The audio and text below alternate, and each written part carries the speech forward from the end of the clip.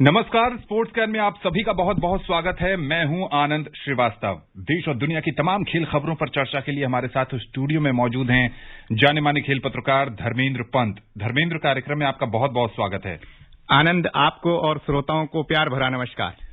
Hockey, football, badminton, cricket और billiard से जुड़ी ढेर सारी खेल खबरें हैं, लेकिन सबसे पहले स्पोर्ट्स हेडलाइंस। एशियाई चैंपियंस ट्रॉफी हॉकी में भारत ने पाकिस्तान को हराकर जीता कांस्य पदक। सैफ अंडर 19 महिला फुटबॉल चैंपियनशिप के फाइनल में भारत और बांग्लादेश का मुकाबला जारी। किदाम्बी श्रीकांत ताजा जारी विश्व बैडमिंटन रैंकिंग में 10वें स्थान पर पहुंचे और पंकज आडवाणी ने जीता 11वीं बार राष्ट्रीय बिलियर्ड्स का खिताब।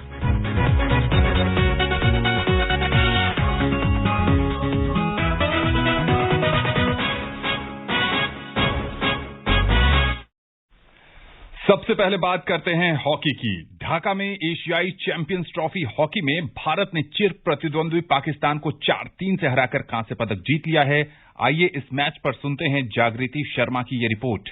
मैच में पहले क्वार्टर से ही दोनों टीमों के बीच जोरदार टक्कर देखने को मिली। मैच के तीसरे ही मिनट में भारतीय टीम ने शानदार खेल दिखाते हुए पहला गोल दागा। ये गोल हरमनप्रीत सिंह ने पेनल्टी कॉर्नर पर किया और टीम इंडिया को 1-0 की बढ़त दिलाई। पाकिस्तान ने भी हार नहीं मानी और कमाल की वापसी करते हुए गोल कर स्कोर को 1-1 की बराबरी पर ला खड़ा किया। ये गोल अफराज ने काउंटर अटैक पर किया। दूसरे क्वार्टर में दोनों टीमों ने पूरा जोर लगाया, लेकिन इस क्वार्टर में एक भी गोल नहीं हो सका। मैच के तीसरे हाफ में पाकिस्तान ने तेजी से अटैक किया। पाक के लिए दूसरा गोल अब्दुल राणा ने किया और टीम को 2-1 की बढ़त दिलाई। तीसरा क्वार्टर खत्म होने से ठीक पहले भारत ने मैच में जबरदस्त वापसी की। सुमित ने टाइम खत्म होने से ठीक पहले गोल कर भारत की मैच में वापसी कराई। अब स्कोर 2-2 के साथ बराबरी पर आ गया। मैच के आखिरी क्वार्टर में भारतीय टीम ने पाकिस्तान की एक न चलने दी। मैच खत्म होने से कुछ ही समय पहले भारत ने तीसरा गोल दागा। ये गोल वरुण कुमार ने पेनल्टी कॉर्नर का फायदा उठाते हुए किया।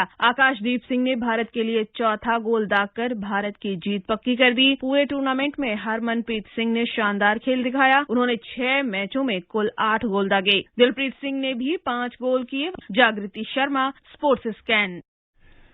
कमाल का खेल दिखाया भारतीय टीम ने। जीत के बाद भारतीय हॉकी टीम के कप्तान मनप्रीत सिंह ने इस मुकाबले से जुड़े अपने अनुभव को कुछ इस तरह साझा किया है। आज बहुत अच्छा मैच रहा है। ठीक है, हम लोगों ने आज मैच जीता, ब्रॉन्ज मेडल जीता है और देखा जाए तो आज पाकिस्तान ने भी बहुत अच्छा गेम खेला था। आज काफी अच्छा मैच, हॉकी का बहुत अच्छा मैच रहा है। बहुत लोगों ने, सभी ने एंजॉय किया। आज यही था कि हाँ कि हम लोग को ये मैच जीतना था, क्योंकि कल हमारा था कि हमें फाइनल में खेलना था, बट अनफॉर्चुनेटली हम लोग यस्टरडे लूज किया। तो आज यही था कि हाँ कि हमें बाउंस बैक करना और यहाँ से ब्रॉन्ज मेडल जीत के जरूर जाना है। तो Manpreet Singh team India hockey के कप्तान बता रहे थे कि आज टीम की नजरें जीत पर थीं। धर्मेंद्र, पाकिस्तान की टीम कमजोर जरूर थी, लेकिन मुकाबला होता है और जीत टीम इंडिया के सर पर।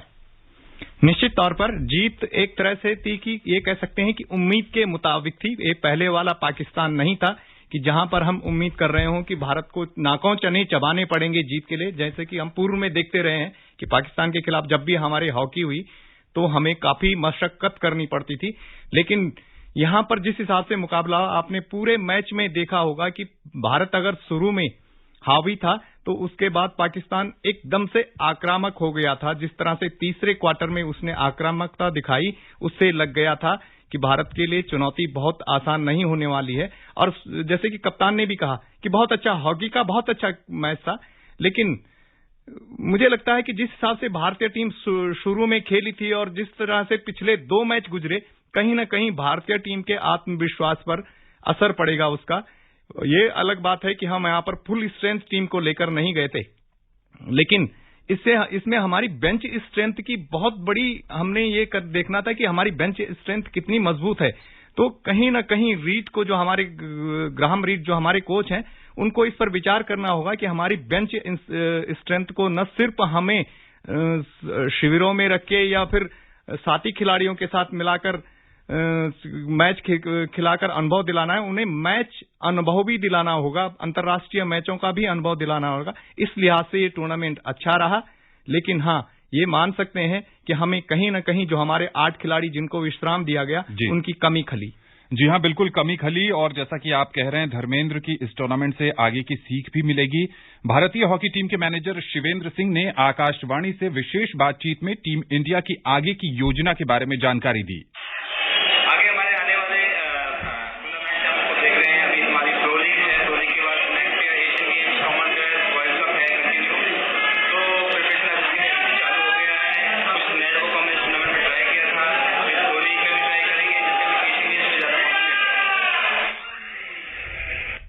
तो ये थे शिवेंद्र सिंह, भारतीय हॉकी टीम के मैनेजर, जो बता रहे थे कि जिन खिलाड़ियों को विश्राम दिया गया था उनको आगे मौके मिलेंगे और हॉकी इंडिया के बारे में आगे की योजना बता रहे थे। धर्मेंद्र, जो इस समय फाइनल मुकाबला चल रहा है जापान बनाम कोरिया, कोरिया ने मैच के डाइंग मोमेंट्स में पेनल्टी कॉर्नर को कन्वर्ट करके 3-3 की बराबरी हासिल कर ली है और अपने आप को खिताब जीतने की दावेदारी में बरकरार रखा है। पेनल्टी शूटआउट इस समय चल रहा है ढाका में।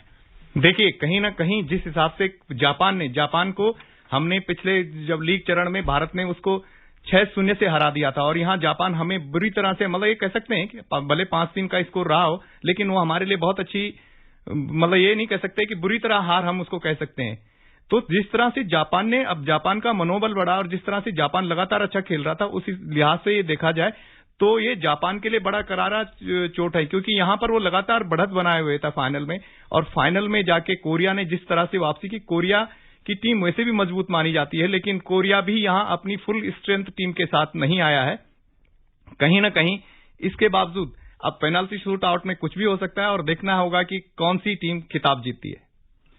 इस समय जो ढाका से ताजा हाल मिल रहा है धर्मेंद्र, की पेनल्टी शूट आउट में कोरिया ने जापान को हराकर एशियन चैंपियंस ट्रॉफी हॉकी का खिताब जीत लिया है। एक बड़ी जीत। जापान की टीम एक समय 2-0 से आगे थे इस मुकाबले में, उसके बाद कोरिया की टीम वापसी करती है, अंतिम सेकेंड में पेनल्टी कॉर्नर को तब्दील करती है और पेनल्टी शूट आउट में चैंपियन बन जाती है। देखिए, यही खेल का रोमांच, जो कहते हैं कि खेल में जो रोमांच है यही है कि एक टीम पहले शुरू में बढ़त पर रहती है, कहीं ना कहीं उनका अति आत्मविश्वास उनके आड़े आ गया और कोरिया ने हार नहीं मानी। अगर आप आखिर तक हार नहीं मानते, और कहीं ना कहीं टीमों के साथ अमूमन देखा गया है कि वो लास्ट आखिरी 5 या 3 मिनट में गोल खा जाती हैं, क्योंकि तब वे अपनी जीत निश्चित मानकर या कुछ ढिलाई बरत देती हैं। यही कहीं ना कहीं जापान के साथ हुआ। और पेनल्टी शूट आउट में तो हमेशा ये देखा गया है कि कोई भी टीम किसी भी टीम के पलड़े में मैच जा सकता है। जी हां, पेनल्टी शूट आउट को लॉटरी कहते हैं और लॉटरी लगी है कोरिया की, लेकिन जिस ढंग से उन्होंने आखिरी क्वार्टर में प्रदर्शन किया वो कमाल का रहा। बात करते हैं क्रिकेट की। आईसीसी ने आज ताजा क्रिकेट रैंकिंग जारी की है। आइए सुनते हैं इस पर मुकेश कुमार की ये रिपोर्ट।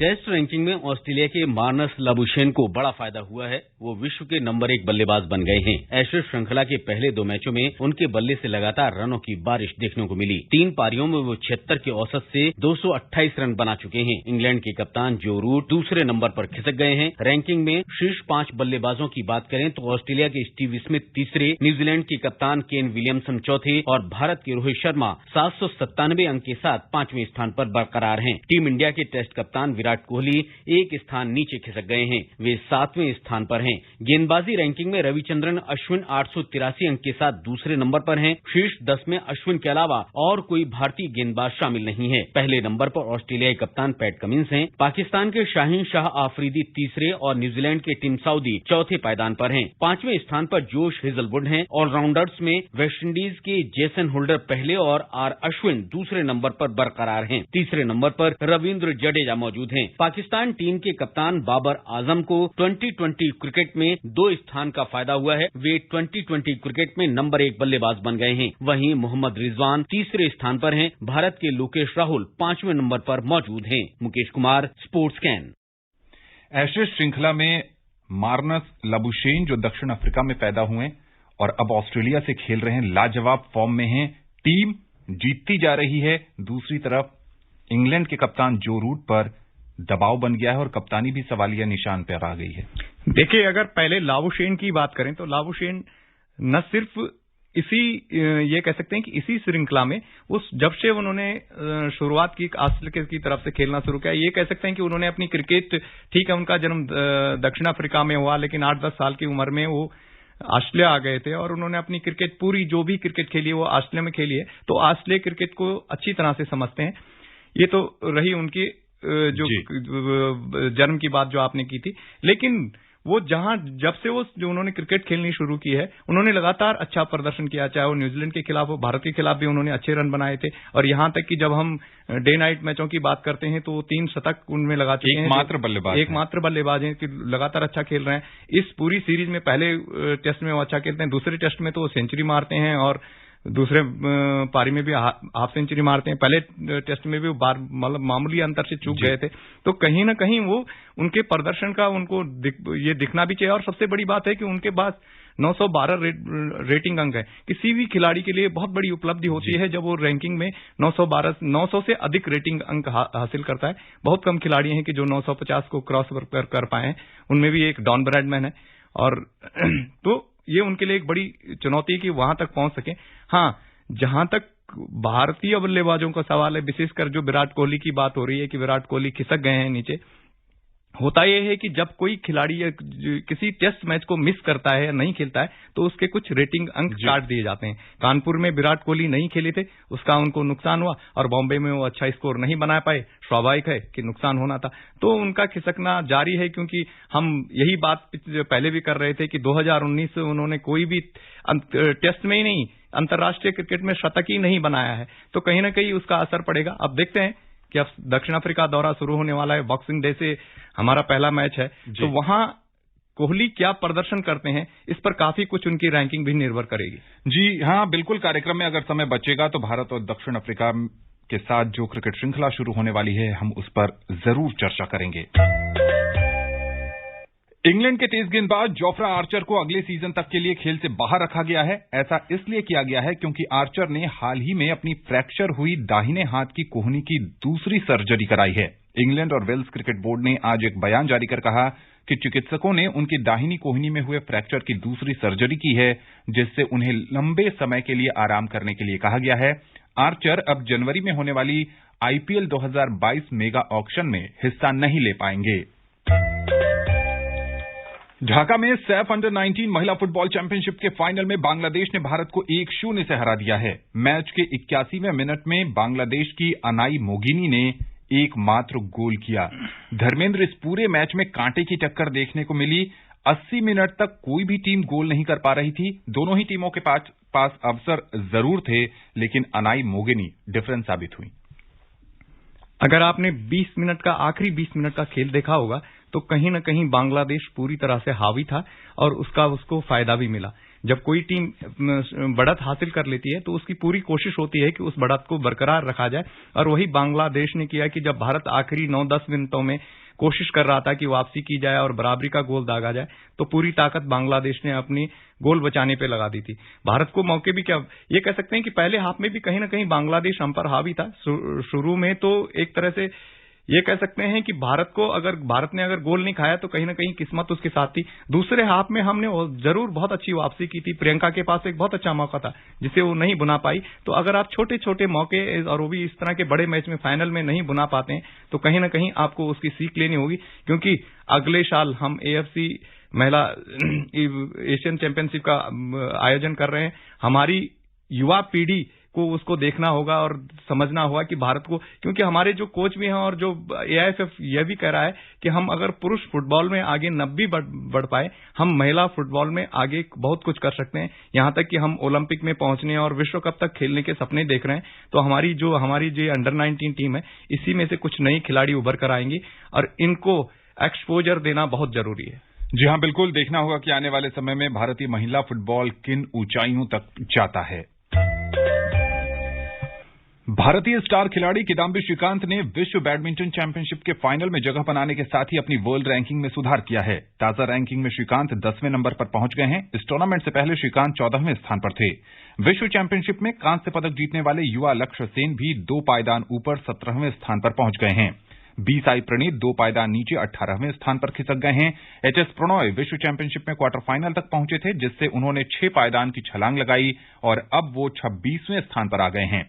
महिला सिंगल्स में 2 बार की ओलंपिक पदक विजेता PV सिंधु 7वें स्थान पर बनी हुई हैं। चोट से उबर रही साइना नेहवाल 25वें पायदान पर हैं। चिराग शेट्टी और सात्विक साईराज रंकी रेड्डी की पुरुष डबल्स जोड़ी 1 पायदान नीचे 10वें स्थान पर खिसक गई है। अश्विनी पोनप्पा और N सिक्की रेड्डी की जोड़ी ने महिला डबल्स में फिर से टॉप 20 में जगह बना ली है। देश के शीर्ष क्यू खिलाड़ी पंकज आडवाणी ने अपने राष्ट्रीय बिलियर्ड्स खिताब का एक बार फिर बचाव किया है। आडवाणी ध्रुव सितवाला को 9 गेम के फाइनल में 5-2 से हराकर 11वीं बार चैंपियन बन गए हैं। आडवाणी ने 56 और 46 के स्कोर के साथ शुरुआती 2 गेम के बाद स्कोर 1-1 कर दिया। सितवाला ने तीसरे गेम में बढ़त कायम कर ली। आडवाणी ने चौथे गेम में 127 का ब्रेक बनाया। 4 गेम के बाद स्कोर 2-2 की बराबरी पर था। आडवाणी ने लगातार 2 गेम में 150 के एक समान स्कोर के साथ बढ़त 4-2 कर ली। सितवाला लय जारी नहीं रख सके। आडवाणी ने 148 के ब्रेक के साथ गेम और मैच अपने नाम कर लिया। बर्मिंघम राष्ट्रमंडल खेल 2022 की क्वींस बेटन रिले 12 से 15 जनवरी के बीच भारत में होगी। इसके लिए भारतीय ओलंपिक संघ ने एक समिति का गठन किया है। क्वींस बेटन रिले 72 देशों के अपने सफर के दौरान 12 जनवरी को दिल्ली, 13 जनवरी को अहमदाबाद, 14 जनवरी को बेंगलुरु और 15 जनवरी को ओडिशा में रहेगी। भारत के दिग्गज विश्वनाथन आनंद ने 7वें वुगार गाशिमोव शतरंज की रैपिड स्पर्धा में 2 हार के साथ अभियान का अंत किया है। आनंद पहले मैच में अमेरिका के कारुआना से हार गए, जिसके बाद अजरबैजान के कम रेटिंग के खिलाड़ी असादली ने उन्हें पराजित किया। आनंद ने रैपिड वर्ग में एकमात्र जीत छठे दौर में मामेद यारोव के खिलाफ दर्ज की थी। विश्व के नंबर 1 टेनिस खिलाड़ी सर्बिया के नोवाक जोकोविच को 17 जनवरी से शुरू होने वाले ऑस्ट्रेलियन ओपन में खेलने के लिए चिकित्सकीय छूट दी जा सकती है। हालांकि टूर्नामेंट के निदेशक क्रेग टिली ने इस संबंध में आज कोई भी आधिकारिक जानकारी नहीं दी। टिली ने आज पुष्टि की कि खिलाड़ियों और अधिकारियों को मेलबर्न पार्क में बिना टीकाकरण के प्रवेश करने के लिए चिकित्सा में छूट दी जा सकती है, जिससे उम्मीद है कि जोकोविच इस टूर्नामेंट में भाग ले सकते हैं।